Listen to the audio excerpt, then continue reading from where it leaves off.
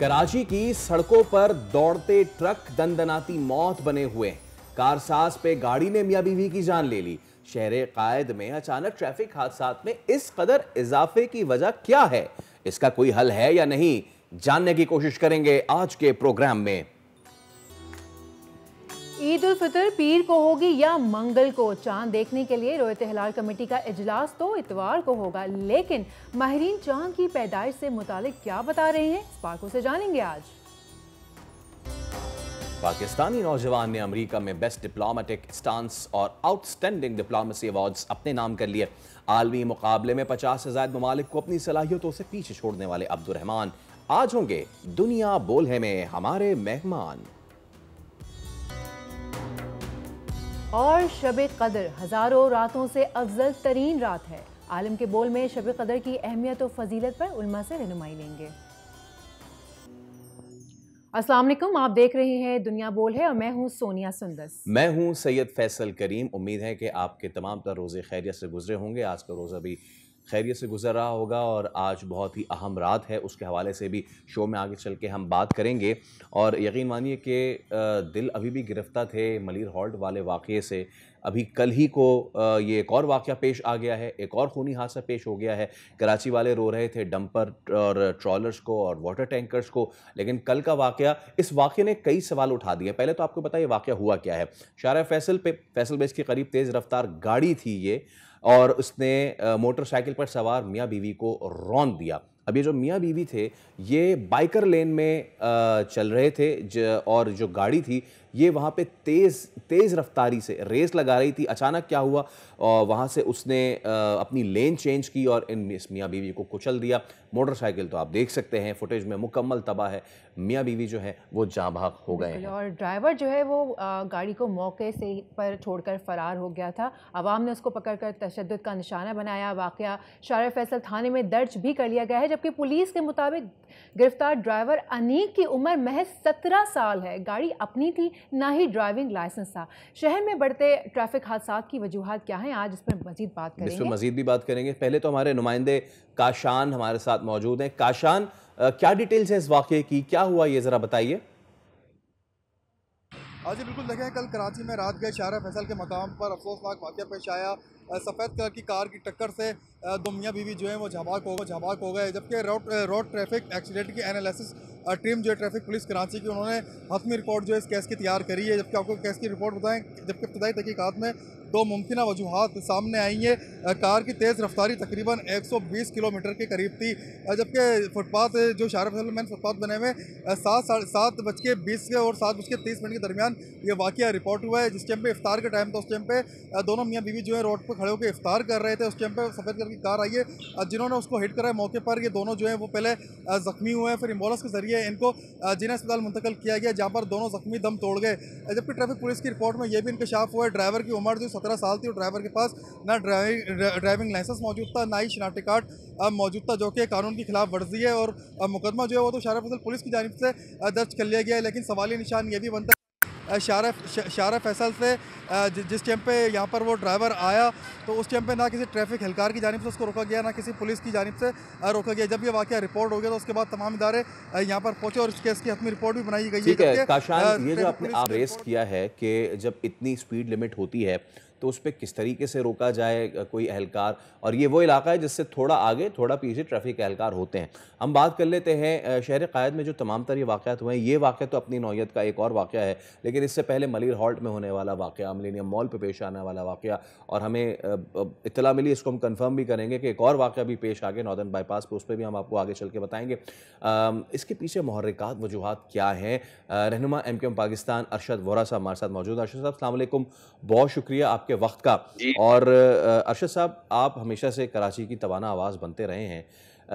आपकी नज़र में ये क्या हुआ है अचानक से जनवरी से लेके अब तक, ये टैंकर, डंपर या फिर प्राइवेट गाड़ियां भी हैं, इनकी पहले तो ये उज़ुर इनकी तरफ से पेश किया भाई सड़क जो है वो कराची में बहुत गड्ढे हैं, उन गड्ढों में पड़ के टायर तो गाड़ियां उलट जाती हैं, उसका तो खैर वो रद्द हो गया, इनकी स्पीड इतनी ज़्यादा लिमिट होती है। क्या मामलात हैं अरशद साहब? क्या ट्रैफिक पुलिस से कोई गठजोड़ है? इनको रोकती नहीं है? कोई ईदी मुहिम पे हैं जो छोटी गाड़ियों को रोक के चालान करते हैं, इनका कोई चालान नहीं होता, ओवर स्पीडिंग पे कोई चेक नहीं करता, इंस्पेक्शन नहीं हो रही साल-साल, इशू क्या है आखिर? बिस्मिल्लाहिर्रहमानिर्रहीम। देखिए ये जो है ना बहुत सारे फैक्टर्स हैं कि आपने जितने फैक्टर शायद अभी गिनवाए हैं उससे कोई मेरे ख्याल से मल्टीपल टाइम्स ज्यादा इश्यूज हैं। सबसे पहले तो देखें, आपको ये देखना होगा कि कराची शहर में आज आप जो ट्रैफिक क्योंकि ट्रैफिक इस वक्त सब्जेक्ट है हमारा और ट्रैफिक के एक्सीडेंट सब्जेक्ट है, तो मैं उसी पर अपनी बात को कंसंट्रेट करूंगा। देखिए 65 लाख मोटरसाइकिलें हैं इस शहर में। 65 लाख मोटरसाइकिलें दुनिया के किसी मुल्क में नहीं है। मतलब एक सिंगल कंट्री, किसी एक मुल्क में 65 लाख मोटरसाइकिलें नहीं जितनी हमारे इस एक शहर में है। उसकी वजह ये है कि यहाँ पर मास ट्रांजिट सिस्टम नहीं है। पूरी दुनिया में मास ट्रांजिट है, मास ट्रांसपोर्ट सिस्टम है, डिफरेंट लाइंस हैं, आपकी जो है ना रेलवे सिस्टम है। कराची में अनफॉर्चुनेटली कोई एक सिस्टम मौजूद नहीं है ट्रांसपोर्ट का, पब्लिक ट्रांसपोर्ट का। तो लोग मजबूरन सस्ती से सस्ती सवारी जो होती है वो फिर यही मोटरसाइकिल जिसके ऊपर फैमिली के 3-3 4-4 लोग बैठकर सफर कर रहे होते हैं, और फिर उसके बाद जो है यही चिंगजी में भी तब्दील हुआ, यही लोडर में भी तब्दील हुआ। ये तो एक वन ऑफ द इश्यूज हैं। उसके बाद दूसरी सबसे बड़ी चीज ये है कि जो अभी आप बात कर रहे थे कि इंफ्रास्ट्रक्चर, डेफिनेटली इंफ्रास्ट्रक्चर का बहुत इंपॉर्टेंट रोल है। इंफ्रास्ट्रक्चर जो है उस इतना इम्पोर्टेंट है कि आप गाड़ी खड्डे में जरा सी जाती है तो हम फौरन जो है अपने ड्राइवर को तंबीह करते हैं कि थोड़ा सा एहतियात से। उसकी वजह ये है कि फिर अगर आपका ड्राइवर कंट्रोल चीजों को नहीं करेगा तो फिर गाड़ी हो, मोटरसाइकिल हो, अच्छा, रिक्शा हो, बस हो, अरशद साहब खासतौर हमारे पर साथ हैवी ही ट्रैफिक जो आगे है। रहिएगा सर। हमारे साथ मलिर हॉल्ट हादसे में जो शहीद हुई हैं खातून बच्ची, उनके वालिद गुल रहमान मौजूद हैं। गुल रहमान, बहुत ताज़ियत हमारी तरफ से प्लीज़ कबूल कीजिए। पहले तो थोड़ा सा बताइएगा कि देखने वालों ने आपको क्या बताया है, ये वाक़या किस तरह पेश आया, कितने बजे आपकी बच्ची और दामाद निकले थे घर से, ज़रा थोड़ा सा बताइए।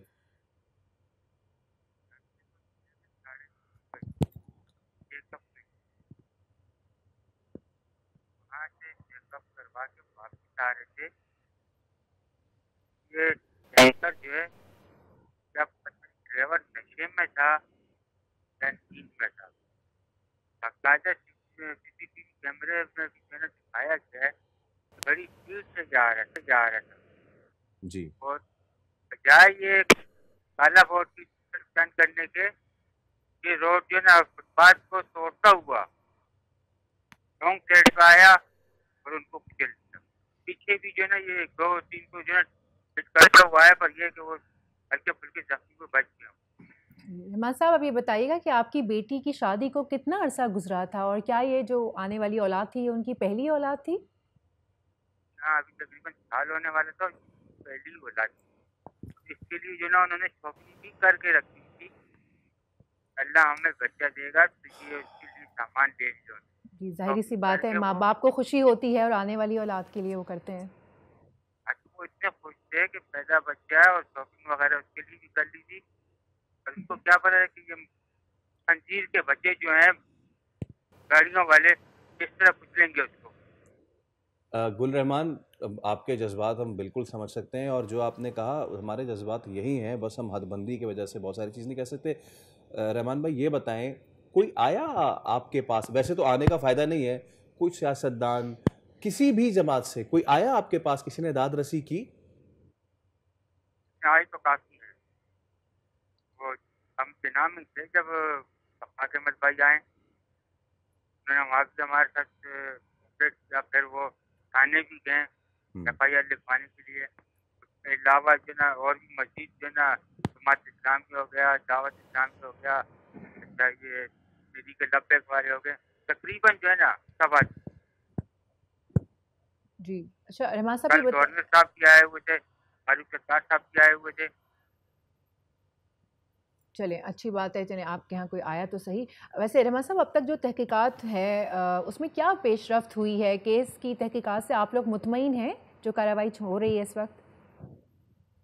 तो जब पहली तारीख पे गए थे मस्जिद, जब दूसरी तारीख को जाएंगे तो सही मालूम मिलेगा क्या कहानी कहाँ तक चलती है। अगर ये मस्जिद कोई रद्द बदल करेंगे, तबाह नहीं करेंगे, मस्जिद में हम जो है ना किसी एडवोकेट वगैरह की मदद लेंगे, क्योंकि वो वकील साहिबान भी आ चुके हैं हमारे पास। अच्छा, ठीक है। रहमान भाई, वाले भी आ चुके हैं, हाँ, उनके वकील भी आ चुके हैं, मतलब जो भी मदद चाहिए वो हम हाजिर हैं। रहमान भाई ये बताएं कि ये जो जिसको पकड़ा भी गया ट्रक ड्राइवर, ये इसके जो मालिकान हैं उनका पता चला है? क्योंकि ड्राइवर को तो पकड़ लिया, लेकिन वो मालिकान उनको नामजद किया है पर्चे में, या उनको उन तक कोई पहुंचे? नहीं, उनको तो अभी नहीं किया, फिलहाल ड्राइवर की जांच चलती, ड्राइवर और कंडक्टर दोनों। अच्छा, रहमान भाई वैसे ये वक्त तो नहीं है, मैं समझता हूँ जितना बड़ा पहाड़ आप पे टूटा है वो उसका हम तो तसव्वुर नहीं कर सकते, खुदा ताला बचाए हम सबको। मैं चाहूँगा कि आप थोड़ा सा हुकूमत से क्या अपील करेंगे, क्योंकि सिर्फ रहमान साहब आप एक फैमिली नहीं है, कल एक और फैमिली का इसी तरह मार दिया। शहर कराची में 200-250 लोगों को मार दिया। कराची का एक, रोज जी की कहानी हो चुकी, रोज की। पर हुकूमत जो है ना, इनको नजर ही नहीं आ रहा हुकूमत को कि क्या हो क्या रहा है गरीब लोगों के साथ। अपनी जेबें भरने में लगे हुए हैं बस।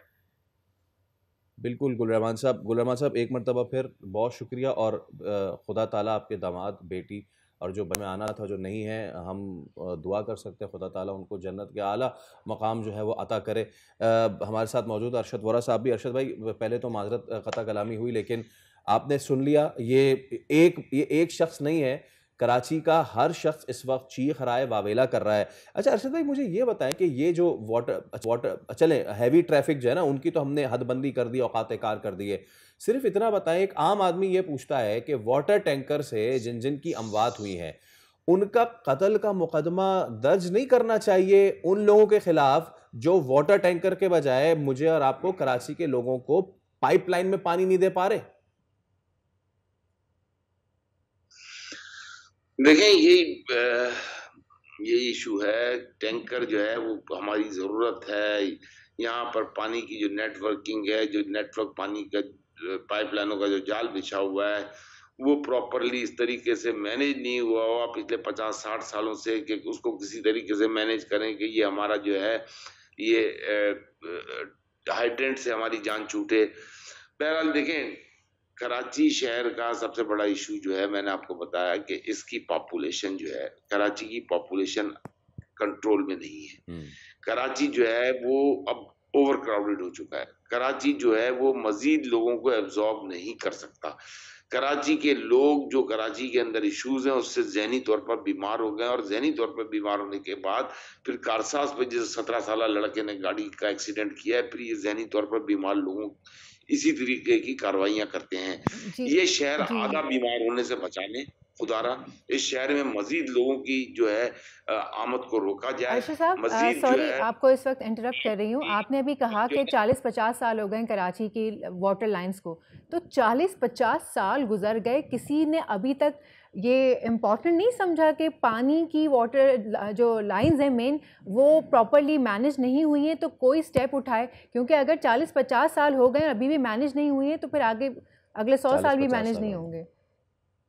जी बिल्कुल, आप ठीक कह रही हैं, लेकिन कल मेरी बात हुई थी फारूक साहब से, क्योंकि वो भी मेयर रह चुके हैं, और मुस्तफा कमाल साहब से इस सब्जेक्ट पे कि भाई ये लाइनें क्यों नहीं। तो वो जो है वो जिक्र कर रहे थे कि कराची में असल में जियोग्राफिकली कुछ जो पोर्शन जो है वो थोड़ा सा हाइट में है, कुछ पोर्शन जो है वो थोड़ा लो और उसमें है। लेकिन अब जमाना बदल गया है, पंपिंग और ये वो 10 किस्म की टेक्नोलॉजीज आ चुकी हैं और चीजें पॉसिबल हैं। ठीक है, माजी में नहीं हुआ लेकिन अब हो सकता है और अब होना चाहिए इसको, ठीक है ना। तो अब कराची का मैं फिर बात वही आ जाती है आपकी कि कराची में आपकी पुलिस जो है, ट्रैफिक पुलिस जो है, कराची के लोकल लोगों को आना चाहिए, कराची के बाहर के लोगों को नहीं आना चाहिए। अरशद साहब, आपको अगर आवाज़ पहुंची है तो मुझे बताइएगा। एक और वाकया हो गया है, मेरे ख्याल से हम कराची वाले सिर्फ टैंकर डंपर के नीचे आने के लिए रह गए हैं। अब आप कारसाज की गाड़ी का भी तो वाकया है, टैंकर डंपर तो जो है बिल्कुल कंट्रोल हाँ होने चाहिए उसका। अब वो कल जो है ये जो अभी आप इनसे बात कर रहे थे अब्दुल करीम साहब से, जिनकी बेटी का कॉल जी, हुआ, मनी रॉड जी से। जी जी ईद के छठे रोज वो उनकी विलादत होनी थी उस बच्ची के यहाँ। उसने अपना नाम भी बेटे का इस्माइल सोच के रखा हुआ था। अल्लाह अकबर। मतलब लोगों की प्लानिंग है देखें, मगर यहाँ पे कराची के खिलाफ तो प्लानिंग पूरी है। कराची की पॉपुलेशन को बेड़ा गर्क करने के लिए पूरी तुली हुई है कराची की। तो आप देखें, आप जब ये डंपर जो है उसके ब्रेक्स नहीं थे, वो ब्रेक फेल होने की सूरत में वो जो है वो कहता है मैं 24 घंटे से ड्यूटी दे रहा था। तो एक तरफ वो 24 घंटे की ड्यूटी दे रहा है, दूसरी तरफ उसके ब्रेक फेल है, और ये जो मियाँ बीवी बेचारे ये दूसरी साइड पे थे, उसने अपनी साइड क्रॉस की, वो बैरियर को तोड़ा है और दूसरी साइड पर गया है ये वाटर जी टैंक का, जी और उस तरह जाकर कुचला है। तो ये तो चीजें ये कौन कंट्रोल करेगा भाई? ये ट्रैफिक के जो यहाँ पे सीनियर अफसरान है, चाहे वो डीआईजी हो, उनको सही करना है। यहाँ की गवर्नेंस और एडमिनिस्ट्रेशन अगर आप लोगों से नहीं संभल रही है तो खुदाया आप लोग संभालने के काबिल भी नहीं है। आपसे ना पहले कभी संभली है, ना आप आगे कभी संभाल वैसे अरशद सकोगे। जी वैसे अरशद आपका साहब सिर्फ और सिर्फ अरशद साहब, आपको लेकिन ये एक- तमाम वाक़यात की आपको दो ज़िम्मेदारी किस पर आयद आपको होती है? एक जस्ट एज अ लेमैन मैं आपसे पूछना चाहूँगी कि इतने वाक़ये जो एक के बाद एक हो रहे हैं, हम किसको ज़िम्मेदार ठहराएंगे? किस डिपार्टमेंट को आप कहेंगे कि जी इनके ऊपर ये ज़िम्मेदारी आयद होती है? देखिए, किसी भी शहर को रन करता है तो शहर की एडमिनिस्ट्रेशन रन करती है ना। शहर को जो है मतलब उसकी गवर्नेंस रन करती है। कौन गवर्न कर रहा है, कौन एडमिनिस्ट्रेट कर रहा है? यहाँ पे किसी भी शहर में किसी भी चीज, आप एक उस शहर की बात कर रहे हैं जो दुनिया की पॉपुलेशन वाइज दुनिया का नंबर 1 शहर है। आप उसकी पॉपुलेशन अगर नहीं गिन रहे हो सही, तो आपके सही ना गिनने से कोई थोड़ी जो है हकीकत छुपी रहेगी। यहाँ की पॉपुलेशन जो है वो 4 करोड़ है। आप उसको जो है उस पॉपुलेशन को कंट्रोल नहीं कर पा रहे। आपका ये शहर जो है, आप पंजाब की मिसालें देते हो कि पंजाब जो है ये सुबह दुनिया की 147 मुल्कों से पड़ा है। तो बिल्कुल आप पूरा पंजाब 147 बिल्कुल मुल्कों से अरशद पड़ा है, साहब, कराची 128 इट्स हाई टाइम कि हम इसको आइडेंटिफाई कर लें अब, वरना तो फिर इस तरह के मेरे मुंह में खाक वाक़यात जो है वो होते रहेंगे। बहुत शुक्रिया आपने। तो ख़ातिन हज़रात, अभी हम एक ब्रेक ले रहे हैं, ब्रेक के उस पर हाजिर होंगे तो मज़ीद अहम मौज़ूआत की गुफ्तगू होगी। हमारे साथ रहिए।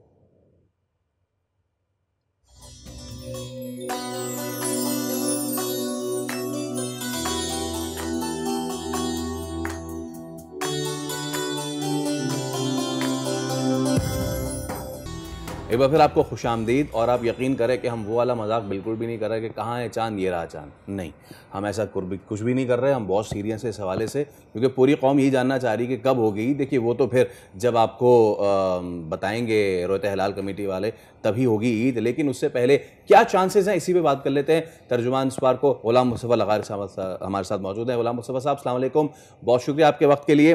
सर, साइंस क्या कह रही है, कब तक की एक्सपेक्टेड है ईद? बहुत शुक्रिया, आपने मुझे अपने प्रोग्राम में दावत दी। जी, और 30 मार्च को इतवार की शाम तकरीबन 27 घंटे होगी, और ये आप समझ लें कि उफक पर जो है 14 डिग्री पर मौजूद होगा। 1.25 घंटे से तक जो है आसमान पे मौजूद रहेगा। तो इस तरह के चांद जो है बआसानी आंख से देखे जा सकते हैं, और मुमकिनात ये हैं कि हमारे पास 29 रोज़े ही हो पाएंगे, और इंशाल्लाह जो है ईद जो है वो पीर वाले दिन होगी। और लेकिन इसका जो है हतमी ऐलान यकीनन रोयत हिलाल कमेटी जो है वो करेगी। बिल्कुल। अच्छा मुस्तफ़ा साहब, वो साइंटिफिकली वो क्या साइंस होते हैं, यानी चांद को कितने अरसे, कितने घंटों का होना चाहिए, या कितने उसका होना चाहिए? Please lead me through this, कि उसको विजिबिलिटी उसकी कितनी होनी चाहिए कि जिसको हम कहें कि हाँ जी ये नज़र आ रहा है और ये चांद हो गया है?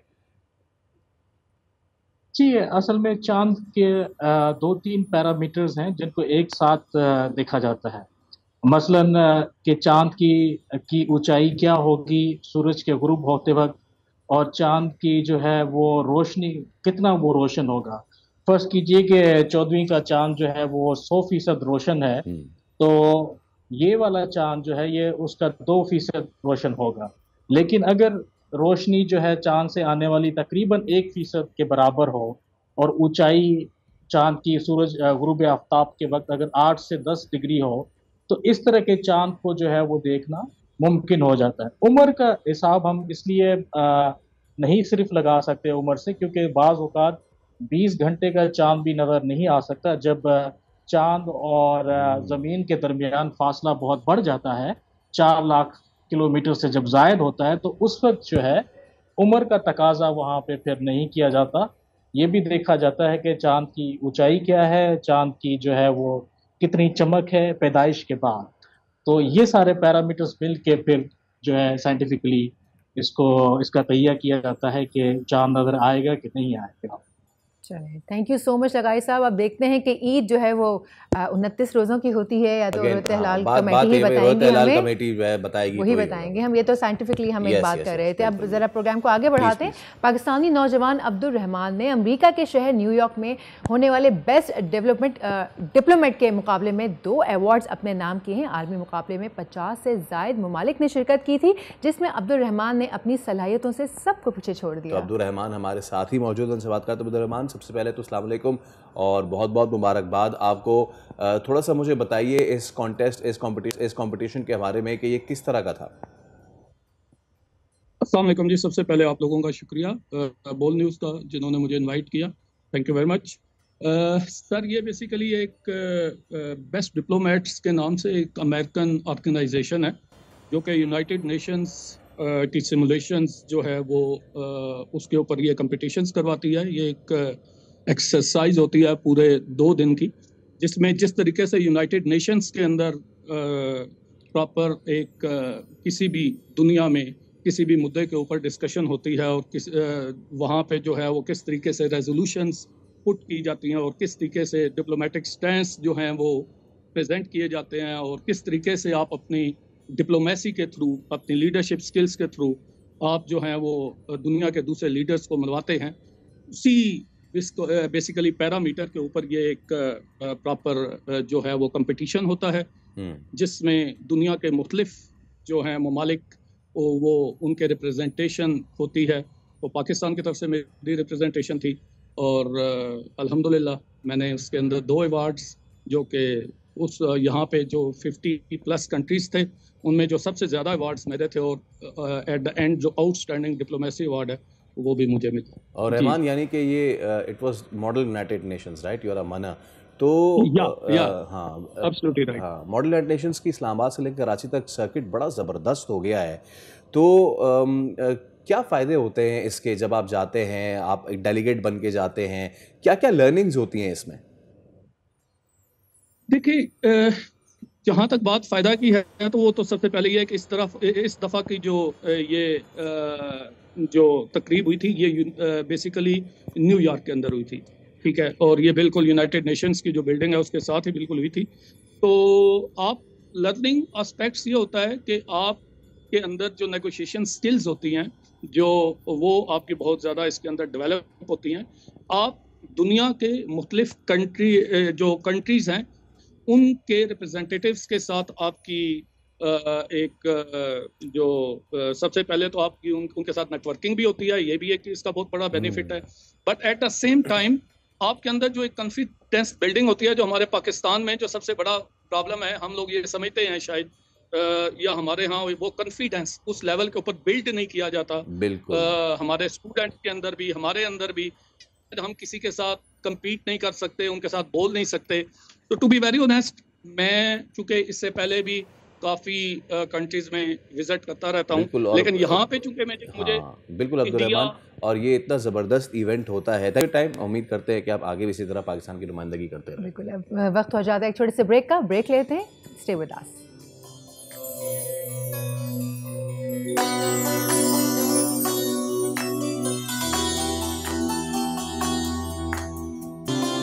एक मरतबा फिर आपको कहेंगे खुशामदीद। एज यू ऑल नो कि मौजूदा जो दौर है वो स्किल्स का दौर है, हुनर का दौर है, और ऐसे में कि जब पाकिस्तान जैसा मुल्क है जिसमें आबादी इतनी ज़्यादा है, बहुत सारे लोग ये शिकवा करते हैं कि पढ़ लिख के भी हमारे पास नौकरी नहीं है। तो ये बात अपने जहन में बिठा लीजिए कि नौकरी डिग्री की मुतलाशी नहीं होती है, या फिर रिस्क जो है वो सिर्फ डिग्री लेके ही हासिल नहीं किया जा सकता। Until unless you have got skills, आप जो है वो शुमार होते हैं उन लोगों में कि जिनको कुछ नहीं आता।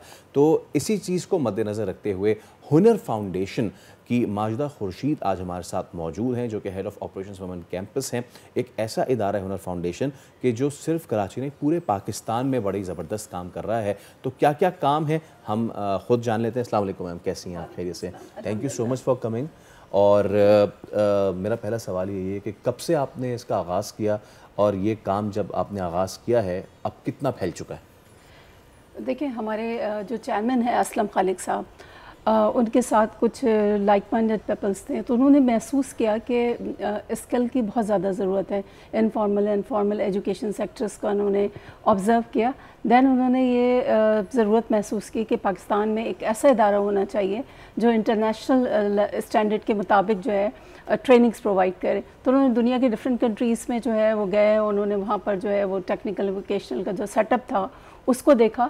Then the idea was conceived in 2008, और हमारा पहला जो सेंटर है तारिक रोड कैंपस वो 2010 में वजूद में आया। अच्छा, तो 2010 से अब तक ये इदारा जो है माशाल्लाह काम कर रहा है। तो हमें आप बताइए कि फ़लाही इदारा क्या क्या काम करता है, किस तरह से लोगों को हुनरमंद बनाता है। अच्छा, ये भी हम आपको बता दें कि ये मर्द और औरतों दोनों के लिए है, इक्वली उनको ये अपॉर्चुनिटीज़ फराहम करते हैं। प्लीज़ आप बताइए। Right now we have 16 campuses across Pakistan, तो पूरे पाकिस्तान में काम कर रहे हैं। आपने बिल्कुल कहा कि जेंडर डिस्क्रिमिनेशन के को छोड़कर हम काम कर रहे हैं, बॉयज़ एंड गर्ल्स को दोनों। क्योंकि अगर पाकिस्तान की टोटल पॉपुलेशन आप देखें तो उसमें मोर देन 50% ख़वातीन है। तो ऐसा नहीं हो सकता कि ख़वातीन को साथ लिए बगैर कोई भी मुल्क तरक्की करे। तो हमारे पास डिफरेंट कैंपसेस हैं, हमारे पास वुमेन कैंपसेस भी हैं, हमारे पास बॉयज़ कैंपसेस भी हैं, हमारे पास ऐसे कैंपसेस में भी हैं जिनमें दोनों ही हैं, यानी कि लड़के और लड़कियाँ दोनों ही स्किल ले रहे हैं। बिकॉज हमारा जो कल्चर है उसमें कुछ लोग कुछ फैमिलीज़ ऐसी होती हैं, वो कहती हैं जिस तरह से कि हमें गर्ल्स कॉलेज में पढ़ाना है तो वो गर्ल्स कैंपस में आ जाए। यानी कि हमने कोशिश की है कि पूरी पॉपुलेशन को साथ लेके चलें। जिस तरीके से आपने बात की, तो राइट नाउ हमारे पास मोर देन 40 ट्रेड्स में हम ट्रेनिंग प्रोवाइड कर रहे हैं। हमारी ट्रेनिंग जो है वो 6 मंथ की ट्रेनिंग है, जिसमें आईटी से रिलेटेड तमाम कोर्सेज़ हैं। अगर मैं कहूँ तो digital marketing, SEO, graphic designing, web designing and different robotic and mechatronics के कोर्सेज़ हमारे पास मौजूद हैं। इसी तरह अगर दूसरे साइड पे जाएँ, टेक्निकल साइड पे अगर हम जाएँ तो हमारे पास इलेक्ट्रिकल है, मैकेनिकल है, वेल्डिंग है, प्लम्बिंग है, आरएसी की ट्रेनिंग है। और अगर वुमेन स्पेसिफिक की बात करूँ तो हमारे पास स्टिचिंग है, फैशन डिज़ाइनिंग है, कॉस्मेटोलॉजी के डिफरेंट कोर्सेज मौजूद हैं। अच्छा, मतलब आप लोग इतने सारे चीज़ों को एक साथ फैसिलिटेट कर होते हैं ना कि एक से दो चीज़ें होती हैं, आप तो हर चीज़ को माशाल्लाह आगे लेके चल रहे हैं। अच्छा, ये बताएं कि लोगों का क्या स्टांस होता है इसके ऊपर? लोग आते हैं, रजिस्टर होते हैं, और जो रजिस्टर होना चाहते हैं आपके, अगर जैसे अब आप माशाल्लाह यहाँ बैठी हुई हैं, काफ़ी सारे लोग जब ये सुनेंगे कि इतनी सारी चीज़ें एक इदारे में हो रही हैं तो हम क्यों ना इसे ज्वाइन करें, तो किस तरह से आपको अप्रोच करते हैं लोग? देखिए, हमारे एडमिशन्स जो हैं वो हर 6 मंथ के बाद होते हैं। अभी हमारे कोर्सेज चल रहे हैं, तो हमारे जुलाई के एडमिशन्स ओपन है, वो हमारे कैंपसेस में आ सकते हैं, हमारे फेसबुक के थ्रू हमें कांटेक्ट कर सकते हैं और देख सकते हैं कि कहाँ कहाँ हमारे कैंपसेस मौजूद हैं। वहाँ पर जो है हमारे लोग मौजूद हैं उनको गाइड करने के लिए। और बिल्कुल मैं समझती हूँ कि लोगों को आना चाहिए, क्योंकि हुनर फाउंडेशन की अगर स्पेशलिटी पूछेंगे कि और भी टेक्निकल इदारे हैं, वाई हुनर फाउंडेशन, तो मैं आपको ये बताऊं कि हम टेक्निकल एंड स्किल ट्रेनिंग देने के बाद जो बच्चे स्किल हो जाते हैं तो उनको ऐसे ही नहीं छोड़ देते हैं, बल्कि उनको आखिर तक पहुंचाते हैं, यानी जॉब तक पहुंचाते हैं। हमारी जो 5 मंथ की ट्रेनिंग है वो इन हाउस ट्रेनिंग या इंस्टीट्यूट बेस्ड ट्रेनिंग है। 1 मंथ की हमारी जो ट्रेनिंग है वो इंडस्ट्रियल ट्रेनिंग है या रिलेवेंट इंडस्ट्रीज़ में देते हैं। तो जब बच्चे इंडस्ट्री में जाते हैं तो मोर फोकस्ड होते हैं, उनके अंदर कॉन्फिडेंस बिल्ड होता है, और बहुत सारे बच्चे जो हैं वो जॉब वहीं से शुरू कर देते हैं। और कुछ अगर मैं ज़्यादा देखूँ डिजिटल में, तो आजकल फ्रीलांसर का दौर है, तो एज अ फ्रीलांसर ख़वातीन बहुत बड़ी तादाद में काम कर रही हैं। अच्छा मैम, मैं चाहूँगा मुख्तसरन आखिर में, वैसे तो बहुत सारी सक्सेस स्टोरीज होंगी, कोई एक ऐसी जो हार्ट टचिंग हो वो हमसे प्लीज़ शेयर कर दीजिए। जी बिल्कुल, हमारे पास नेशनल इंटरनेशनल प्रोग्राम भी होते हैं। अभी बिल्कुल आपको मतलब ये एक अभी की स्टोरी है हमारे पास। हमारे पास देखिए हमारे पास जो एज ग्रुप है वो 18 से लेके मोर देन 45 तक है। तो इनमें हमारे पास बहुत सारी विडोज़ होती हैं, बहुत सारी सिंगल मदर्स होती हैं, डिवोर्स्ड होती हैं, जिनके बहुत सारे फाइनेंशियल प्रॉब्लम्स हैं। तो हम उनसे कहते हैं कि अगर किसी वजह से आपकी एजुकेशन कंप्लीट नहीं हो सकी तो स्किल का रास्ता आपके लिए खुला है। 2 बच्चियाँ हमारे पास आई जिसमें तकरीबन जिनकी एज जो है वो 30 से 40 के दरमियान थी और मैरिड थी, और चूँकि फाइनेंशियल क्राइसिस का शिकार थी तो एक जो है काफ़ी बीमार चल रही थी, दूसरे के भी ये मसाइल थे। दोनों ने हमारी ब्यूटी की ट्रेनिंग ली और ट्रेनिंग लेने के बाद उन्होंने सोचा कि दोनों ने मिलकर अपने घर से ही सैलून सेटअप किया। एंड देन एक बच्ची ने अपने हस्बैंड को रिक्शा दिलाया, एक ने बाइक दिलाई। अब मोर देन 70,000 जो है वो एक बच्ची की अर्निंग है और उनकी पूरी लाइफ तब्दील हो गई। आप ये देखें कि 8वीं तक पढ़ी हुई बच्ची है जो अपनी बेटी के साथ उसने मैट्रिक में एडमिशन ले लिया। वाह, तो ज़बरदस्त, यू आर चेंजिंग लाइफ्स। बहुत शुक्रिया मैम, बहुत शुक्रिया आपकी तशरीफ़ लाने का, और दरख्वास्त आपसे ये कि इसी तरीके से इस काम को जारी रखें। थैंक यू सो मच, बहुत शुक्रिया, बहुत शुक्रिया। तो आपने देखा कि अगर हिम्मत हो, पैशन हो, विजन हो तो आप क्या कुछ कर सकते हैं, न सिर्फ अपने लिए बल्कि हमारे आवाम के लिए। और जिस तरीके से लाइफ चेंजिंग स्टोरी शेयर की हैं, दैट वाज द एपिटोम। बिल्कुल। और अब वक्त हो जाता है एक ब्रेक का। ब्रेक के बाद आपसे मेरी मुलाकात होगी बोल के जायके में, यानी कि किचन में। तो कॉपी पेंसिल संभाल लीजिए, छोटा सा ब्रेक ले रहे हैं, ब्रेक के बाद हाजिर होते हैं।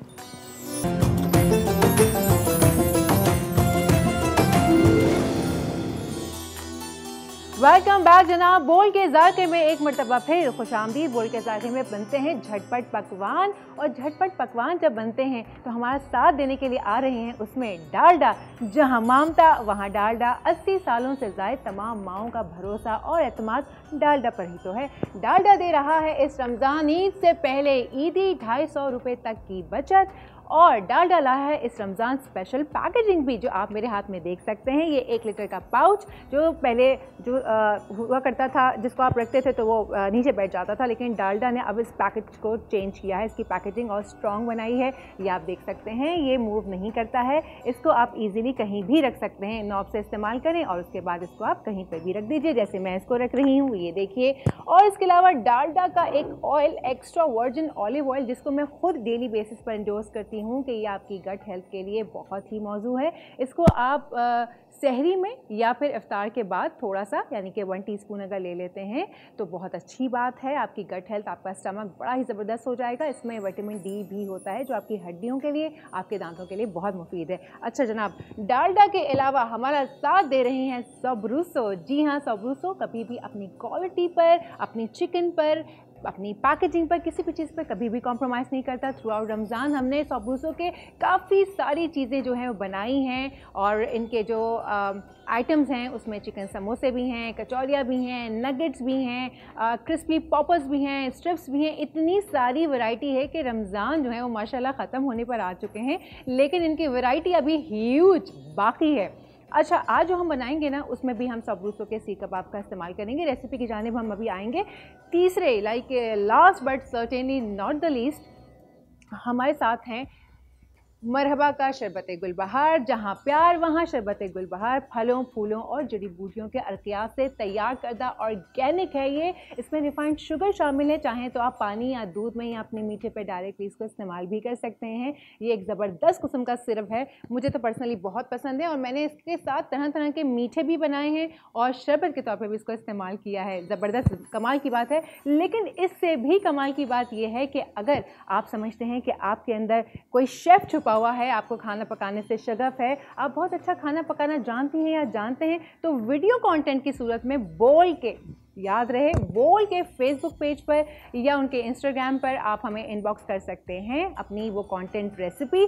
अगर आपकी रेसिपी हमें पसंद आ गई और मरहबा को पसंद आ गई तो आप जीत सकते हैं बाइक। बाइक को फोकस किया जाए, ये देखिए, ये जो बाइक मेरे पास खड़ी हुई है, ये बाइक उसको जा सकती है जो जीतेगा इस रेसिपी कॉन्टेस्ट में, और जो दूसरे नंबर पे जीतेगा उसके पास जाएगी ये LED, ये जो बाइक से ज़रा ही ऊपर रखी है। और ये दोनों चीज़ें आपके घर भी जा सकती हैं। ये एक मेरा सजेशन है, अगर एक ही घर के 2-3 लोग डिफरेंट कंटेंट क्रिएट करके वीडियो का, जैसे कि आप देखते हैं इंस्टाग्राम पे रील्स होती हैं खाना पकाने वाली, झटपट आप बना के हमारे साथ सेंड करें, हमारे पास आती हैं, हम देख रहे हैं। क्योंकि वक्त अब बहुत कम रह गया है, मुकाबला बहुत सख्त हो चुका है, टाइम बहुत कम है जनाब। तो जल्द से जल्द अपनी वीडियो कंटेंट की जो रेसिपी है वो हमारे साथ शेयर करें बोल के पेज पर।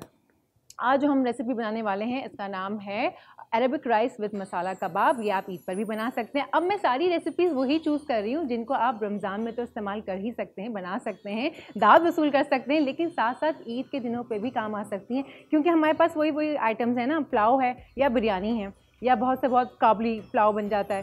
तो थोड़ा सा हट के अगर हम आते हैं तो ये अरबिक राइस हैं और इनको आप बना सकते हैं बाआसानी, और इनकी खुशबू भी बड़ी ज़बरदस्त होती है। आप इससे दाद वसूल करें बना के, साथ में बनाएंगे हम मसाला कबाब। ये देखिए, हम लेंगे इसके लिए सोब्रूसो का सीख कबाब मसाले का पैकेट। ये देखिए, इसको मैंने 2 से 3 बार इस्तेमाल ऑलरेडी किया है। इनके बहुत सारे प्रोडक्ट्स मैं इस्तेमाल कर चुकी हूँ, तरह तरह का खाना उससे हमने बनाया है, और मुझे ये बहुत पसंद इसलिए आते हैं कि ये बड़े जूसी कबाब हैं, झटपट तैयार भी हो जाते हैं। फ्रीज़र से निकाल के थोड़ी देर रखें, ना भी रखें तो झटपट तैयार हो जाते हैं। अच्छा जनाब, क्योंकि हमारे पास टाइम कम होता है और मेरी कोशिश यही होती है कि मैं जल्द से जल्द आपके सामने प्रेजेंटेशन के साथ अपनी चीज़ों को दिखा दूं, इसलिए हम शुरू करते हैं रेसिपी। अरबिक राइस के लिए मैं साथ साथ मैं आपको बताती भी जाऊंगी इंग्रेडिएंट्स, और रेसिपी कार्ड जैसे ही शेयर होगा वो मैं आपको दिखा दूंगी।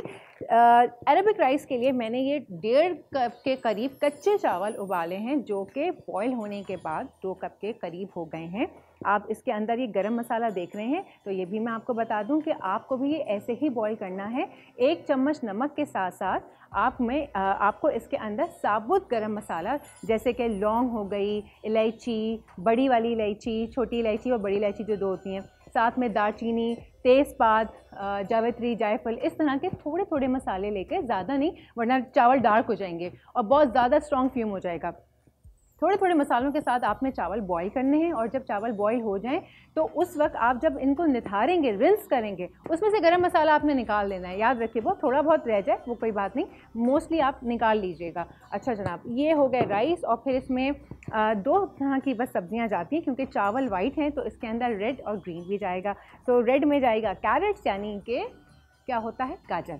ये देखिए, और इस फॉर्म में ये आपको कटी हुई मिलेंगी। ये कहाँ है, कौन सा कैमरा, ये देखिए, ये जी कैमरा फोकस कर लें गाजरों को। ये ऐसी हमें गाजरें और इस तरह की शिमला मिर्च चाहिए, बारीक बारीक, जिस तरह से चाइनीज़ में डलती है ना, वो तो बहुत छोटी हो जाती है, ये उससे थोड़ी सी बड़ी होती है।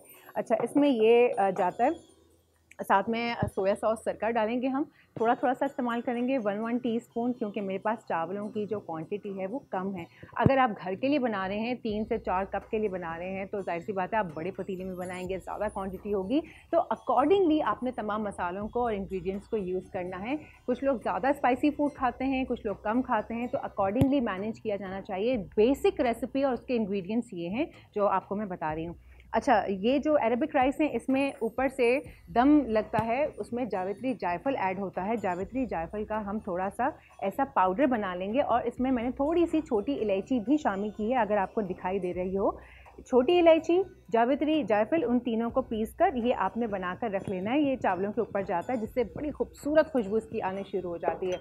अच्छा, इसमें जाता है थोड़ा सा जर्दे का रंग, लेकिन ये ऑप्शनल है, आप चाहें तो अपने चावल वाइट भी रख सकते हैं। अगर हमारे पास टाइम नहीं होगा तो हम वैसे ही सर्व कर लेंगे, हुआ तो हम ये जर्दे का रंग इस्तेमाल कर सकते हैं। अच्छा, उसके बाद मसाला कबाब जो बना रही हूँ मैं, ये ग्रेवी नहीं होती, ये सॉलिड टाइप बनेगा, ये ग्रेवी वाला नहीं होगा। तो आप ना इसमें ग्रेवी ना, पानी डाल डाल के जो माएँ हमारी करती है ग्रेवी बना देती है, तो ग्रेवी नहीं बनानी है उसकी। उसमें आप डालेंगे टमाटर, और ये टमाटर हैं 2 से 3 मीडियम साइज़, और इनको छोटा छोटा मैंने काट लिया ताकि जल्द से जल्द ये यहाँ पर पक सकें। उसके अलावा इसमें जाएगा चिली गार्लिक सॉस। ये देखिए, चिली गार्लिक सॉस जो घर आप किसी भी ब्रांड का ले सकते हैं। कुछ ब्रांड्स होते हैं जिनका चिली गार्लिक सॉस ना बड़ा खट्टा सा होता है, वो आप फिर देख लीजिएगा प्लीज़। उस सूरत में आपने उसको खुद ही एडजस्ट करना है, उसमें केचप डाल के उसको थोड़ा बैलेंस कर दीजिएगा। अदरक लहसुन का पेस्ट जाएगा, उसके साथ जो प्याज को 2 मीडियम साइज अनियन, उसको हमने बना लिया है ऐसे करके पेस्ट, थोड़ा सा पानी डाल के उसको अपने जूसर में ब्लेंड कर लेंगे, तो ये पूरा प्याज का पेस्ट बड़ी आसानी से आपके पास आ जाएगा। हरी मिर्चें मैंने रखी हुई हैं, उसको ऊपर से डालेंगे, और साथ में मसाला जात पाएंगे। नमक हस्बे जायका जाएगा, पिसी लाल मिर्च जाएगी, आधा चाय का चम्मच, क्योंकि चिली गार्लिक सॉस में ऑलरेडी मैंने थोड़ी सी कुटी मिर्चें ऐड की थी ताकि वो ज़रा अच्छा ज़्यादा इन्हांस हो जाए। इसमें क्रश्ड एंड रोस्टेड, मतलब कि ज़ीरा लेकर आपने उसको तवे पे थोड़ा सा भूनना है, उसके बाद बेलन से या क्रश से या मिक्सर, वो जो ड्रायर होता है उसमें आप पाउडर बना लेते हैं, ब्लेंडर के साथ जो एक छोटा सा आता है उसमें आप उसको बना के रख सकते हैं और ये बाद में भी कभी काम आ सकता है। साथ में जो साबुत धनिया है उसको भी आपने रोस्ट करना है, रोस्ट करके उसको भी पाउडर फॉर्म में बनाकर अपने साथ रख लेना है। साथ में चाट मसाला ऐड करेंगे 2 to 3 टीस्पून। उसके बाद थोड़ी सी हल्दी जाएगी और वाइट पेपर ऑप्शनल है, अगर आप डालना चाहते हैं कि जायका ज़्यादा इन्हांस हो जाए तो अच्छी बात है, अदरवाइज़ कोई ऐसी बात नहीं। तो हम अभी कबाब बनाना शुरू करते हैं और मैं ये खोल रही हूँ पैकेट, मैं इनको दिखा दूँ। ये देखिए मैंने ये डिब्बा आपके सामने खोला है और ये इसकी पैकेजिंग किस कदर ज़बरदस्त पैकेजिंग होती है। ये मैंने अभी छुरी से इसको खोला है, ये बिल्कुल टाइट, एयर टाइट था ये बिल्कुल। अच्छा, अभी मैं क्या करती हूँ कि पहले मैं इसको हल्का सा फ्राई कर लेती हूँ ताकि फिर उसी तेल में, पहले कबाबों को निकाल लेंगे फिर उसी तेल में हम ये सारे मसाले डाल के जल्दी जल्दी से बनाएंगे। हम चाहें तो अलग अलग बना सकते हैं लेकिन अभी एक ही जगह हम कर लेते हैं, इसमें ये बहुत ज़्यादा टाइम लेते नहीं हैं। लेकिन इनको डिश को कंबाइन करने से पहले मसाला जात से हल्का सा फ्राई करना बहुत ज़रूरी है। अच्छा, इसमें जाएगा जनाब ऑयल डालडा का, जहाँ मामता वहाँ डालडा। ये देखिए ये इसमें गया तेल, मैं थोड़ा सा ज़्यादा इस्तेमाल कर रही हूँ ताकि जो बचे हम उसी में मसाला इस्तेमाल कर लेंगे। ये देखिए ये चला गया इसमें तेल। अच्छा, उसके बाद हम लेंगे 1 आधा चम्मच, मैं अपने रिंग्स उतार लूँ, ये मुझे बॉदर कर रहे हैं। मैं इसके बगैर काम करती हूँ, मुझे ज़्यादा मज़ा आता है जब मेरे हाथ खुले होते हैं, कुछ ना हो मेरी ज्वेलरी और दुपट्टा भी ऊपर। अच्छा जनाब, उसके बाद अब ये खुल चुका है और ये मैं इसमें डाल रही हूँ। मैं पूरा पैकेट ले रही हूँ, जितने ज़्यादा लोग खाएं उतनी अच्छी बात रमज़ान के महीने में।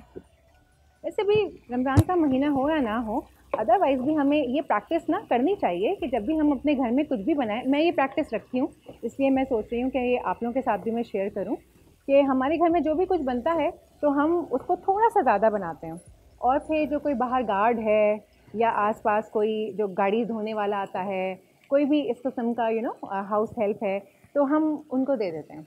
तो इसमें कोई हर्ज की बात नहीं होती। अदरवाइज़ भी हमारे घरों में खाना बच ही जाता है, तो अगर हम थोड़ा सा इजाफी बना लें हल्का सा एक बंदे के लिए और हम दे दें पहले से, बचा हुआ खाना नहीं, पहले से आप ज़्यादा बना के दे दें तो ये बहुत अच्छी बात है और नेकी का सवाब का काम है। ये छोटी छोटी चीज़ें होती हैं जिनसे आपको पता भी नहीं चलता अल्लाह ताला कहाँ कैसे खुश हो जाए, कहीं किसी की दुआ लग जाए आपको और आपके कई काम संवर जाएं। तो ये देखिए जनाब, ये देखें आपके सामने बातें करते करते जो है ये देखिए बातें करते करते ये फ्राई भी हो गए, क्योंकि मैंने बाहर निकलवा के रखे हुए थे ना, ये वो नहीं थे कि फ्रीज नहीं थे, फ्रोज़न नहीं था ये, तो मैंने इनको पहले ही निकलवा के रख लिया था। उससे फ़ायदा ये होता है कि हमें ये ईज़िली फ्राई कर लेने में कोई मसला नहीं करते। फिर ये देखिए अब क्योंकि ये टूटना शुरू हो जाएंगे तो मैं बेहतर है कि इनको निकाल लूँ। थोड़ा सा हम करेंगे चूल्हा कम और ये, और आज वैसे भी देखें माशाल्लाह बड़ी रात है, तो आज की रात तो जितनी आप नेकियां कमा सकते हैं भाई कमाएं, क्योंकि क्या पता अल्लाह को आपकी कौन सी अदा पसंद आ जाए और आपका काम संवर जाए। तो जो कर सकते हैं छोटा छोटा सा ही सही, कबूतरों को बाजरा डाल दीजिए, छोटे छोटे चावल डाल दीजिए, जो घर में खाना बनाया है आसपास उसको डिस्ट्रीब्यूट कर दीजिए, और ख़ास तौर पर उन लोगों को जो कि सफ़ेद पोश लोग हैं। अगर आपको पता है कि आपके अतराफ़ में कोई ऐसी फैमिली रहती है तो उनको ज़रूर भेजें। अच्छा जनाब, इसके बाद ये मैंने निकाल के मैं रख रही हूँ साइड में। अब इसी तेल में मैं ये प्याज डाल रही हूँ। ये देखिए प्याज, ये देखिए मैं जब तक प्याज डाल के बनाती हूँ, आप देखिए रेसिपी कार्ड, जब तक प्याज भुन रही है, ये सामने आपके रेसिपी कार्ड आ गया है। रेसिपी कार्ड को नोटिस कर लीजिए, और अगर आपकी रेसिपी आपसे थोड़ी बहुत मिस भी हो जाए तो कोई ऐसी बात नहीं है। बोल के फेसबुक पेज पर हमारी रेसिपी अपलोड होती है डेली, और यूट्यूब चैनल पे भी हमारी भाई जाती है। बोल का जो यूट्यूब चैनल है उसको सब्सक्राइब भी करें आप लोग। ये रेसिपी कार्ड आपके सामने है, और साथ साथ ये मैंने प्याज, आपको आवाज़ आ रही होगी प्याज में, और प्याज के अंदर थोड़ा सा मैं डाल रही हूँ एक गरम मसाला, थोड़ा सा, ज़्यादा नहीं डालूँगी, काली मिर्चें, थोड़ी सी लौंग, 1-2 और थोड़ा सा ज़ीरा। दैट्स इट, ज़्यादा नहीं डालेंगे हम इसके अंदर। मैं असल में साफ़ भी करती जाती हूँ। अच्छा, क्योंकि आज मैं थोड़ा पतीले में बना रही हूँ, ये पॉट है तो ये थोड़ा लो है, शायद आपको दिखाई ना दे, और ये गर्म हो चुका है, वरना मैं इसको थोड़ा सा साइड करके आपको दिखाती। प्याज जो है वो ऑलमोस्ट भुनने पर आ गई है, क्योंकि हम इसको इतना तैयार रखते हैं कि ये झटपट आपके सामने बन के तैयार हो जाए, लाइक टाइम ना लगे। 20 मिनट्स होते हैं हमारे पास, जिसमें हमें डिश आउट भी करना होता है। अच्छा जनाब, प्याज जो है वो ऑलमोस्ट तैयार हो चुकी है। अब प्याज के अंदर जा रहा है ये कटे हुए टमाटर, बारीक बारीक, इससे भी बारीक कट जाएं टमाटर तो और भी अच्छी बात है। ये देखिए, अब मैंने इसको यहाँ छोड़ दिया है ताकि ये होते रहें, पकते रहें, और मैं इनमें तमाम मसाले शामिल करने जा रही हूँ, और ये साथ में पकता रहेगा और हम इसमें मसाले साथ में शामिल करते जाते हैं। अच्छा जी, मसाले शामिल होने जा रहे हैं। सबसे पहले शामिल करेंगे इसमें नमक। नमक जाएगा इसमें आधा टीस्पून के करीब। थोड़ी सी जाएगी इसके अंदर हल्दी, जो रेसिपी कार्ड में लिखा था ये वैसे ही मैं सारी की सारी चीज़ें डाल रही हूँ। फिर इसमें जाएगी पिसी हुई मिर्च, ये देखिए पिसी मिर्च भी इसके अंदर साथ में चली गई है। और अब भी थोड़ा सा मैं इसको भून लूँ जब तक इसमें जाएगा लहसुन अदरक का पेस्ट। बस ज़्यादा नहीं डालेंगे क्योंकि हमारा तो वो तैयार है ना। लहसुन अदरक का पेस्ट चला गया, और अभी थोड़ा सा हमें करना पड़ेगा वेट इसका। अब हम इसको चलाएंगे, आँच हम तेज़ ही रखेंगे ताकि ज़रा जल्दी जल्दी बनता चला जाए। अगर आप चाहें तो टमाटरों को भी पेस्ट कर सकते हैं, अगर आपको और झटपट चाहिए, या टमाटर किसी को लगता है कि भाई वो नज़र आते हैं तो अच्छा नहीं लगता, तो आप टमाटरों को और उसको बन सकते हैं। और इसको ना ढकेंगे अगर आप तो ये 5 मिनट में पक भी जाएगा। ये देखिए, ये आप टमाटरों को ऐसे ऐसे चम्मच से दबा सकते हैं, ऐसे मैं जैसे दबा रही हूँ, ताकि ये और जल्दी बन जाए। अच्छा, साथ में हमें जो अरेबिक राइस बनाने वो मैं दूसरी जगह बनाऊंगी, मैंने राइस भी वहीं रखे हुए, उसमें ये सारी चीज़ें ऐड होंगी और थोड़ी थोड़ी मकदार में, और हमें सिर्फ मिक्स करना है। ये जो गाजर और शिमला मिर्च है इसको पकाना नहीं है, अगर ये पक जाएंगे इनका कलर ख़राब हो जाएगा। तो इनको हम जब सर्व करेंगे तो वो जो हल्का सा स्टीम लगेगा ये उनके लिए सफिशेंट है, हमें घोटे नहीं लगाने होंगे बिल्कुल भी इसके अंदर। अच्छा जी, ये देखिए ये ऑलमोस्ट भुनने पर आ गया है, तेल भी ऊपर आना शुरू हो गया है। मुझे थोड़ा सा एक हार्ड सा अगर कोई चम्मच मिल जाए तो मेरे लिए हो जाए इजी। ये आई गेस, हाँ ये फिर भी बेहतर है। ये इससे मैं टमाटरों को दबा रही हूँ ताकि ये जल्दी से गल जाएं। ये देखिए ये अब गलने शुरू हो गए हैं, ये हो गया। अब मैं इसके अंदर ऐड करूँगी बाकी की चीज़ें, वो भी आप देख लीजिए। मैं इसमें ना सिरका और सोया सॉस नहीं डाल रही हूँ क्योंकि मेरे पास चिली गार्लिक सॉस थोड़ा कम था, तो मैंने जब इसको तैयार किया तो उसमें मैंने कुटी मिर्च, नमक, ये सारी चीज़ें, विनेगर और सोया सॉस ऐड कर दिया था ऑलरेडी। तो ये ऑप्शनल है, अगर आप चाहें तो ऐड करें, चाहें तो ना ऐड करें, it's totally up to you. मैंने क्योंकि ऐड कर दिया है उसमें अपने सॉस में, तो मैं ऐड नहीं करूँगी वरना ये बहुत खट्टा हो जाएगा। ये देखिए, और ये खूब छींटे भी उड़ा रहा है। ये हो गया तैयार। अब बस इसके अंदर जाएगा ये सॉस, क्योंकि हमारा वो तो तैयार है कबाब जो है वो तो तैयार ही है। ये देखिए ये सारा जो चिली गार्लिक सॉस था वो चला गया इसके अंदर। एक्सक्यूज़ मी, बहुत भाप आ रही है तो मुझे खांसी आ रही है। अच्छा जनाब, ये देखिए ये मज़े की ग्रेवी तैयार हो चुकी है। अगर हरा धनिया ऐड करना चाहें ऑप्शनल है, हरा धनिया या पार्सले जो भी चीज़ अवेलेबल है आप उसको अंदर डाल सकते हैं। मैं ज़रा खुशबू सूंघूं, शुरू हो गई है खुशबू। अब इसके अंदर जाएगा ये ज़ीरा, अब डालेंगे हम ज़ीरा। ये जा रहा है इसके अंदर कुटा हुआ ज़ीरा, तकरीबन 1.5 टीस्पून। लास्ट 5 मिनट्स रह गए हैं तो मैं अपनी चीज़ें भी जल्दी जल्दी कर रही हूँ।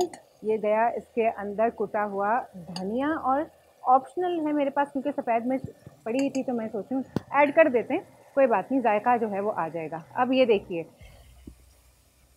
ये हो गया मिक्स। अब इसके अंदर जा रहा है ये सीख कबाब का सारा, ये जो हमने फ्राई करके रखा था ये चलेगा इसके अंदर सीख कबाब, और ये हमने इसको कर दिया मिक्स। ये आप देख सकते हैं अपनी स्क्रीन पर। ये शोरबे वाला बिल्कुल नहीं बनता है, ये थोड़ी थिक कंसिस्टेंसी के साथ बनता है, ये शोरबा नहीं होता है।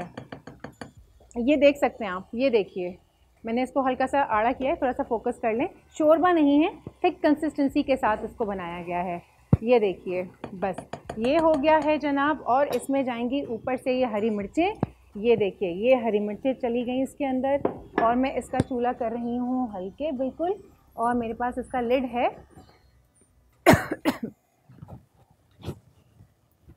नहीं, इसका लिड मुझे नज़र नहीं आ रहा, वरना हम इसको ऐसे ढक दें थोड़ी देर के लिए तो कोई ऐसी बात नहीं है। वो अच्छा सा इसका अरोमा आ जाएगा अगर मुझे लिड मिल जाए, इसका ढक्कन मिल जाए। जी बस ये मुझे इसका लिड मिल गया है, ताकि मैं चाह रही हूँ जो मैंने हरी मिर्चें डाली हैं तो उसका एक वो आ जाए। ये देखिए ये मैंने हरी मिर्चें इसमें डाल दी हैं। ये मेरी डिश तैयार हो गई है। अब ये इसको मैंने टेस्ट किया 2 सेकंड के लिए। ये मेरी डिश तैयार। और ये डिश चली गई पड़ोस में इधर। और हम इसको चावलों को तैयार करें और इसमें कोई टाइम नहीं लगेगा, आपके सामने ये 2 मिनट में तैयार हो जाएंगे। वापस से आएगा डालडा, जहाँ माम था वहाँ डालडा। ये देखिए ये गया थोड़ा सा डालडा का ऑयल, ज़्यादा नहीं ऐड करेंगे। ये अब उसके बाद हमने सिर्फ़ और सिर्फ ये मिक्स करना है।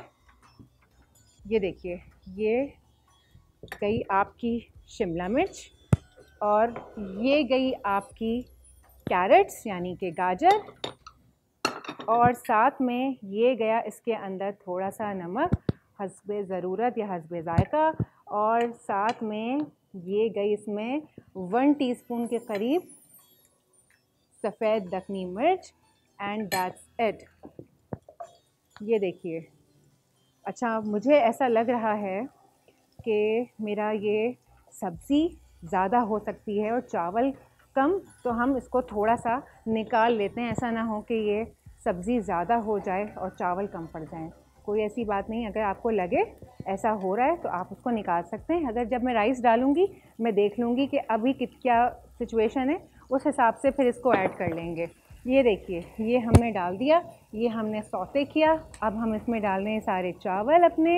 ये देखिए जो बॉइल्ड राइस मैंने आपको बताया था गरम मसाले के साथ और नमक के साथ जो बॉईल किए गए थे, ये आ गए इसके अंदर राइस, और सिर्फ इसको किया हमने सौते। ये देखिए और ये तैयार बिल्कुल अच्छा हुआ। जो मैंने इसका वो थोड़ा सा सब्ज़ी को निकाल लिया था, ज़्यादा सब्ज़ी ऐड नहीं की थी मैंने, वरना सब्ज़ी ही सब्ज़ी होती। हमें चावल और सब्ज़ी का तनासुब जो है ना वो बड़ा अच्छा रखना है कि ज़्यादा ना हो जाए सब्ज़ी। ये है थोड़ा सा सिरका, ये मैंने कम ही रखा है, और ये थोड़ा सा गया इसमें सोया सॉस। बस जनाब ये तैयार। मुझे नहीं लगता कि मुझे इसमें अभी कलर ऐड करने की ज़रूरत है, कलर इसका बहुत अच्छा है, तो मैं इसमें ज़र्दे का रंग ऐड नहीं कर रही हूँ। आप चाहें तो ऐड कर सकते हैं, वो कोई ऐसी बात नहीं है। अच्छा जनाब इसके बाद ये जो मैंने जावित्री जायफल का पाउडर बना के रखा था, ये आपने इसके अंदर छिड़का।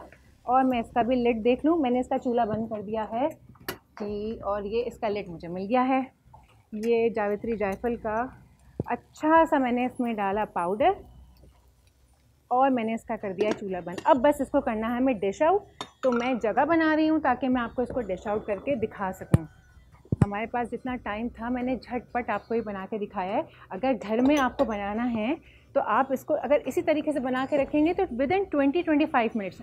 और मैं तो रिकमेंड करूँगी अगर कोई दावत वगैरह होती है ना, तो सबसे पहले आप ये सब बना के रख लें।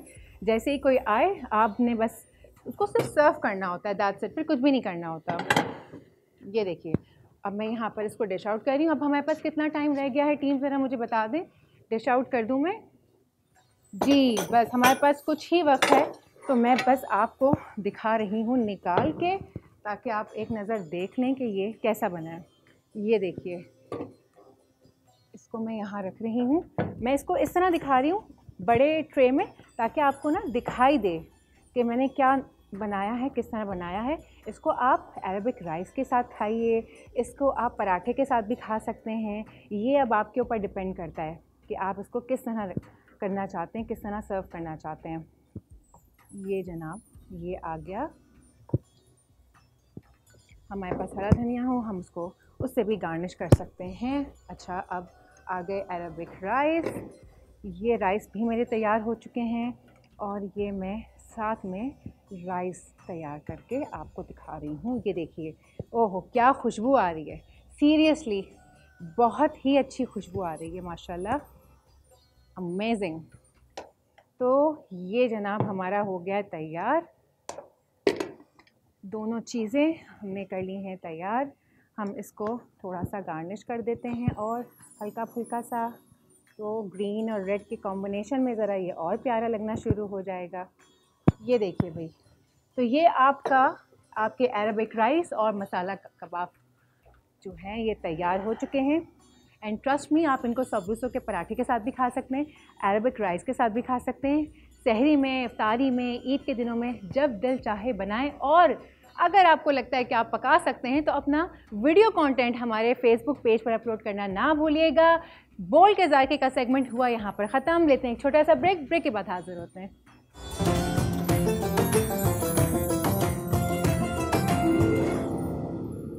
एक मरतबा फिर आपको कहते हैं दुनिया बोले में खुश आमदीद। ख़वातीन हज़रात, वैसे तो ये वो महीना है कि जिसमें कुरान पाक नाजिल किया गया और उसके बाद जब आखिरी के अयाम आते हैं तो वो ताक़ रातें, उनमें हुक्म है कि वो रात तलाश की जाए जो सबसे अफजल और सबसे अजीम है। वो अजीम रात के जिसके बारे में कई उलमा और बुज़ुर्गान दीन का इत्तफ़ाक़ है कि माह रमज़ान की 27वीं शब ही शब क़दर है, जबकि हदीस मुबारका की रोशनी में आखिरी अशरे की ताक़ रातों में शब क़दर की तलाश का हुक्म दिया गया है। शब क़दर वो अजीम रात के जिसमें इबादत का कई हज़ार साल तक जो है अजर बढ़ा दिया जाता है। इस शब में नुज़ूल क़ुरान हुआ और आज पाकिस्तान के कई मसाजिद में ख़त्मुल क़ुरान की महफ़िलों समेत रात भर इस्तग़फ़ार और दुरूद व सलाम की महफ़िल भी मुनक़िद होंगी। आज की अहम रात की अहमियत और फ़जीलत के हवाले से मज़ीद बात करने के लिए हमारे साथ मौजूद हैं मुफ्ती ज़ाहिद अस्लम रिज़वी साहब। ज़ाहिद साहब, अस्सलाम वालेकुम। सबसे पहले तो बहुत बहुत शुक्रिया तशरीफ़ लाने का। शुक्रिया। वैसे तो कहा यह जाता है कि जो ताक़ रातें हैं वो तमाम तर ताक़ रातें 21 से शुरू होने वाली और 29 तक जो जा रही हैं उनमें इबादत की जाए, लेकिन 27वीं का जो आम तासुर है कि यही वो रात है कि जिसमें कुरान नाजिल हुआ। तो आज की अहम रात और लैलतुल क़द्र की रात के हवाले से मैं चाहूँगा कुछ गुफ्तगू फरमाइए। अऊज़ु बिल्लाहि मिनश्शैतानिर्रजीम, बिस्मिल्लाहिर्रहमानिर्रहीम। अन आइशा रज़ियल्लाहु तआला अन्हा क़ाल रसूलुल्लाह सल्लल्लाहु तआला अलैहि वसल्लम तहर्रउ लैलतल क़द्रि फ़िल वत्रि मिनल अश्रिल अवाखिर मिन रमज़ान। हज़रत आयशा रज़ियल्लाहु तआला अन्हा हदीस की रावियाँ हैं। आप फरमाते हैं कि नबी रहमत इमामुल अंबिया नबी पाक अलैहिस्सलातु वस्सलाम ने इरशाद फरमाया कि लैलतुल क़द्र को इस माह सियाम के आखिरी 10 दिनों की ताक़ रातों में तलाश करें। बहवाला बुखारी इसकी जल्द नंबर 2 है और इसके अलावा मुस्लिम शरीफ के अंदर भी ये बात मौजूद है, तिरमिज़ी के अंदर भी मौजूद है। बुखारी की हदीस नंबर है 802 भी है और इसी तरह मुस्लिम की हदीस नंबर है 1169, जल्द 2 है सफ़ा 823, हदीस नंबर 1169। और इसी तरह तिरमिज़ी शरीफ इसकी जल्द 3 है, सफ़ा 158 है और हदीस नंबर है 792। तो इस हदीस पाक से ये बात वाज़ेह होती है कि हमने उसको तलाश करना है ताकि ज़ौक़ पैदा हो, शौक़ पैदा हो और हमारे अंदर वो रग़बत पैदा हो और हमारे अंदर वो यकसुई पैदा हो कि हम अल्लाह की बारगाह में खालिसतन होकर इबादत करें। अच्छा, इखलास ज़रूरी है, रियाकारी नहीं होनी चाहिए। और रियाकारी से पाक और साफ़ होकर जब हम एक सजदा भी करेंगे तो वो एक सजदा हमारे लिए बहुत काफ़ी और कामयाबी के लिए ज़ामिन हो सकता है। इसी तरह नबी रहमत इमामुल अंबिया नबी पाक अलैहिस्सलातु वस्सलाम ने इरशाद फरमाया कि जो बंदा इस रात के अंदर ईमान के साथ, इखलास के साथ क़याम कर लेता है, मन कामा लैलतल क़द्रि ईमानन व एहतिसाबन गुफ़िर लहू मा तक़द्दम मिन ज़ंबिही। ये बात भी बुखारी के अंदर मौजूद है। बुखारी की हदीस नंबर है 1802 और मुस्लिम शरीफ की हदीस नंबर है 760 और इसी तरह तिरमिज़ी शरीफ की हदीस नंबर है 808 और अबू दाऊद की हदीस नंबर है 792 और इसी तरह इसके और भी कई मुतादद हवाला जाते हैं। नबी रहमत ने फरमाया कि जो बंदा ईमान के साथ, एहतिसाब के साथ, सब्र के साथ, अल्लाह की रज़ा के लिए यकसुई के साथ इस रात में क़याम करता है तो उसके सगीरा गुनाहों को माफ़ कर दिया जाता है। सगीरा गुनाह तो क़याम की वजह से माफ़ हो गए, अब रह गया कबीरा गुनाह। तो कबीरा गुनाहों के लिए कि अगर अल्लाह के हकूक़ में हक़ तलफ़ी की हुई है तो तौबा करके ये तैयार करें कि मालिक मुझसे जो गलती हो गई है माफ़ फरमा, जो हकूक़ रह गए मैं उनको कज़ा की सूरत में अदा करूँगा। इसी तरह बंदों के हकूक़ जो रह गए हैं बंदों के पास जाकर माफ़ी मांगे, उसको उनको गले से लगाए, सीने से लगाए और माफ़ी मांगने के बाद कहे कि भाई मैंने जो आपके मामला हक जो की है मैं आपके वो सारे हकूक़ अदा करूँगा। इस रात के अंदर मैं एक ज़रूरी मैसेज ज़रूरी बात करना चाहता हूँ, वो ये कि इस रात के अंदर इबादत क्या करें हम जी, इस रात के अंदर क्या करना चाहिए, पूछने ही वाली थी। अच्छा बिल्कुल, इस रात के अंदर क्या करना चाहिए। मैं आपको बस 4 वजीफ़े बता देता हूँ। वजीफ़े वो हैं जो रसूलुल्लाह ने बताए, वजीफ़े वो हैं जो कुरान में मौजूद हैं, वजीफ़े वो हैं जो यकीन कीजिए ता दमे मर्ग आपकी कामयाबी के ज़ामिन हैं। कब्र में भी कामयाब आएंगे, हशर में भी कामयाब आएंगे। नबी रहमत से पूछा कि हुज़ूर कोई ऐसी बात बताएं, तो मेरे आका ने फरमाया वाना अब्दुल्लाह इब्न अम्र इब्न आसिन रज़ियल्लाहु ताला अन्हुमा, हज़रत अब्दुल्ला बिन अमर बिन आस फरमाते हैं कि हुज़ूर ने फरमाया अस्सियामु वल कुरानु यशफ़ानी लिल अब्दी यौमल क़ियामती। मुस्नद अहमद बिन हम्बल की ये रिवायत मौजूद है, इसकी जेल्द 2 सफ़ा नंबर 174, जिस नंबर है 6626। और इसी तरह यही रिवायत मुस्तदरक हाकिम के अंदर मौजूद है, जेल्द 1 है, सफ़ा 740 है, जिस नंबर है 2036। और यही रिवायत शोबुल ईमान के अंदर मौजूद है, उसकी जेल्द 3 है, सफ़ा 346 है। और इसके अलावा यही रिवायत अत-तरग़ीब व तरहीब किताब का नाम है, इसकी जेल्द 2 सफ़ा 50, हदीस नंबर 1455, मजमू ज़वाइद जेल्द 3 सफ़ा 181 पर मौजूद है। मेरे आका ने फरमाया कि 2 चीज़ें ऐसी हैं कि जो आपको क़यामत के दिन, हशर के दिन भी काम है। हुज़ूर कौन सी हैं? फरमाया रोज़ा और कुरान। रोज़े और कुरान की तिलावत करें तो रोज़ा और कुरान रब की बारगाह में अर्ज़ करेगा। पहले रोज़ा अर्ज़ करेगा यक़ूलु अस्सियामु ऐ रब्बी मनातुहु तामा, ए अल्लाह मैंने इसको खाने पीने से मना किया, दिन में ये रुका रहा। और कुरान अर्ज़ करेगा यक़ूलुल कुरान रब्बी मनातुहु, ए मेरे मालिक मैंने इसको मनातु नौम बिल्लैल, रात को सोने से जो मना किया तो ये रुक गया, सोया नहीं, ये रात को मेरी तिलावत करता रहा। सरकार फरमाते हैं फ़युशफ़्फ़ानी, इन दोनों की शफ़ाअत को कबूल किया जाएगा, कुरान पढ़ने वालों को जन्नत में दाखिल किया जाएगा और रोज़ा रखने वालों को भी जन्नत के अंदर दाखिल किया जाएगा। और खूबसूरत हसीन इम्तिज़ाज देखिए कुरान के अंदर सूरतुल कद्र है ना, तो 3 दफ़ा लैलतुल कद्र की बात आई है। लैलतुल कद्र मादरा कमा लैलतुल कद्र, लैलतुल कद्र खैर, ये 3 दफ़ा जो बात की गई है बड़ी अजीम बात है। तफसीर कबीर इसकी जल्द 30 सफ़ा 28 में लिखा गया है कि ये जो कद्र की बात की गई है, कद्र का मतलब इज़्ज़त। फरमाया कि जो किताब नाज़िल की गई वो भी कदर वाली है, और जिस नबी पर कुरान नाज़िल किया गया वो भी कदर वाले हैं, और जिस उम्मत को ये रात दी गई वो उम्मत भी कदर वाली है। सुभान अल्लाह, सुभान अल्लाह। मतलब मुझे इसमें ये भी एक चीज़ है कि जैसे कि हमें मुसलमानों का क्या है कि इस रात को तलाश करो जी, और बहुत सी रिवायात हैं इस अजीम रात के हवाले से। उनमें से एक ये भी आती है, प्लीज़ मेरी तस्दीक फरमाइएगा अगर कुछ मुझसे कुछ गलती हो रही हो, कि जब इंसान इबादत कर रहा होता है तो उस पर वो वजह तारी हो जाता है, वो कैफियत तारी हो जाती है कि उसको आस पास की जो अशिया हैं वो भी सजदा करती दिखाई देना शुरू कर देती। तो इतनी अजीम और इतनी अफजल रात है। ऐसा ही है, बिल्कुल इस रात के अंदर ऐसा ही है। जिस तरह पहले आपने इंट्रो में बताया ना कि बुज़ुर्गों का कहने बिल्कुल बरहक के बजाय नज़रियात हैं अपने अपने। जी जी जी। अक्सर बुज़ुर्गों ने ये फरमाया कि जी यही रात 27 शब ही मुमकिन है, लेकिन हमारे लिए हुक्म यह है कि 27 शब को भी जागें, 29 को भी जाग लें, 25 को भी जाग लें, 23 को भी, 21 को भी, कोई मसला नहीं है। और इसी तरह इस रात के अंदर इस कदर कैफियत तारी हो जाती हैं कि बंदा जब एक हो जाता है, पूरी दुनिया को छोड़ देता है, अल्लाह की बारगाह में आ जाता है। एक सजदा जिसे तो गिरां समझते हैं, 1000 सजदे से आदमी को निजात देता है। इकबाल ने इसी तरह इशारा किया है कि जब बंदा इस तरह की इबादत करता है कि बस अल्लाह ही अल्लाह करता रहता है, तो फिर युसब्बिहु लिल्लाहि मा फिस समावाति वल अर्द, युसब्बिहु लहू मा फिस समावाति वल अर्द, सब्बह लिल्लाहि मा फिस समावाति वल अर्द। आसमान और ज़मीन का ज़र्रा ज़र्रा अल्लाह की बारगाह में सरबा सुजूद हो जाता है। जब हर चीज़ खालिक की बारगाह में झुक जाती है, तो इंसान जब झुक जाए तो रब फरमाते हैं बंदे आज तो मांग ले जो मांगता है, तो मग़फ़िरत मांगेगा दी जाएगी, तो सेहत मांगेगा दी जाएगी, तो जन्नत मांगेगा तुझे दी जाएगी, क्योंकि ये सारा सदका मेरे मुस्तफ़ा का है। हुज़ूर की बारगाह में जब पेश किया गया कि जी बनी इस्राइल के बंदों की बड़ी बड़ी उम्रें थी, हुज़ूर मगमूम हुए, परेशान हुए, अल्लाह को ये परेशानी देखी ना गई। अल्लाह ने फरमाया महबूब पूरी कायनात मैंने तेरे लिए बनाई है, खुदा की रज़ा चाहते हैं दो आलम, खुदा चाहता है रज़ाए मोहम्मद। फरमाया ए प्यारे हबीब मैं आपको राज़ी करूँगा। अब ये जो रज़ा वाली बात है, हुजूर से पूछा आका आप कब राज़ी होंगे? फरमाया मेरी सारी उम्मत जन्नत में दाखिल हो जाएगी, मैं तब राज़ी हो जाऊँगा। तो अल्लाह ने महबूब की मोहब्बत की वजह से ये राहत अता फरमाई। फरमाया प्यारे आपका उम्मती, आपका ग़ुलाम इस रात में इखलास आजिज़ी के साथ एक रात में क़याम करेगा, तौबा करेगा, इस्तग़फ़ार करेगा, कुरान पढ़ेगा, उसको 83 साल कम व पेश 83 सालों के बराबर नेकियों का सवाब दिया जाएगा। तो बड़ी अजीम रात है। मुफ्ती साहब बहुत शुक्रिया तशरीफ़ लाने के लिए। और ख़ातिन हज़रात शो ख़त्म करने से पहले ये भी हम इसका ज़िक्र करना बहुत ज़रूरी समझते हैं, हमारा प्यारा मुल्क मुमलिकत खुदादाद पाकिस्तान कैलेंडर के हिसाब से तो 14-15 अगस्त के दरमियानी शब को वजूद में आया, लेकिन अगर दीनी एतबार से देखें तो 27 रमज़ान ही वो पाक रात थी कि जब खुदा ताला ने बर्र सग़ीर के मुसलमानान को ये पाक मुल्क अता किया, ये पाक ज़मीन अता की, और सिर्फ़ इस बुनियाद पे कि जो इस ख़ित्ते के मुसलमानों के लिए ज़मीन तंग की जा रही थी, और यकीन मानिए कि 1940 में ये करारदाद हुई थी और उसके दूर दूर तक नज़र नहीं आ रहा था कि ये अमली जामा पहन सकेगा जो करारदाद पेश की गई थी, लेकिन खुदा को जो मंजूर था, उस खुदाए वाहिद को, उस खुदाए ला शरीक को यही मंजूर था कि आज की ही इस पाक रात में इस खित्ते के मुसलमानों को एक ऐसी ज़मीन अता की जाए जो कि बाकी दुनिया के मुसलमानों के लिए एक मशअल राह साबित हो। इस मुल्क को मदीना सानी भी कहा जाता है।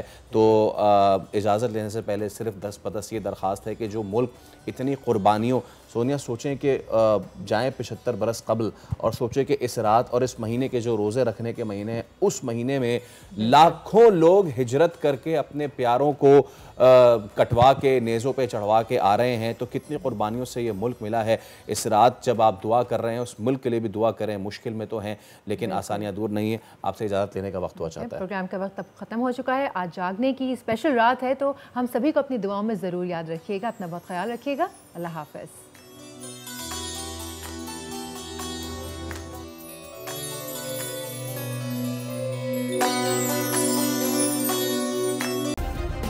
सब्सक्राइब करें और बेल दबाएं ताकि कोई खबर रह न जाए।